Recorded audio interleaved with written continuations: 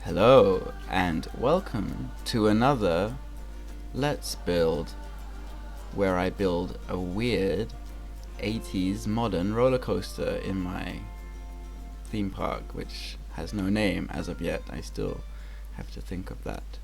So this roller coaster is built to replace the old crappy roller coaster. That was my first thing I built in the whole time I spent playing with this game way back when. Must have been a week or so ago.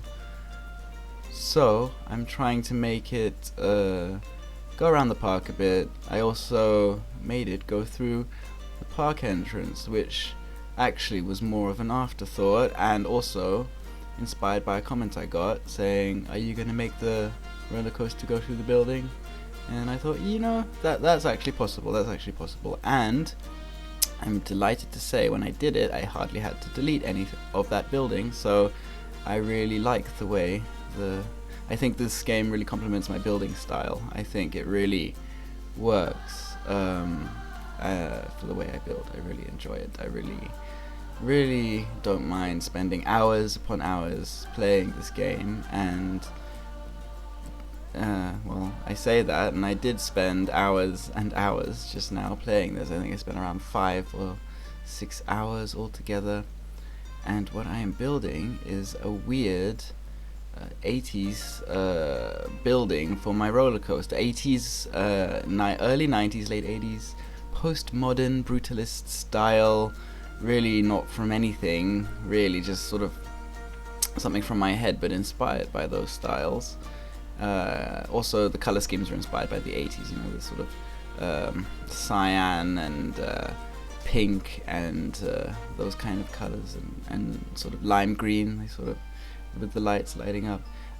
So the crank up of the roller coaster is housed by this weird building, as well as the queue area. It's a really large building. I'm not quite sure what I think about it. It's sort of, the way I think of it, sort of like a weird roller coaster sculpture, but I do have to say it was very experimental, and it was just a bit of fun. And towards the end I started getting a bit tired, so maybe I cut a bit of corners, and I still have a bit of detailing to finish now as I record this, but I'm looking forward to doing that. There's a lot more that could be done, because at the moment it's just quite white and bare. You'll see, I think you can see in the beginning, but you'll see when it starts to be built. So the crank up is housed inside, and I don't know. I think it looks kind of cool from the inside. I think it was more designed to be scenic and to look through and to see what I could do. That being said, I think the style I find quite not limiting. I think it's just I didn't think it looked very theme parky, but at the end of the day, I did sort of like the way it turned out in the very end, and maybe after a bit more detailing and a bit more this and that added to it, I think it will be not so bad. So what else can I say? Well, I think that's about as much as, well, I guess I can talk about the sort of history behind the sort of fake history I'm writing for this theme park. The entrance was built in the sort of mid 80s, and the park was an old town. It was bought by some sort of rich landowner who just sort of didn't know much about theme parks. He just wanted to own one, and he had a lot of money, and he spent way too much money building this roller coaster. This is this building to house the roller coaster, and in so doing, it bankrupted him. So the park fell out of the park was thought to be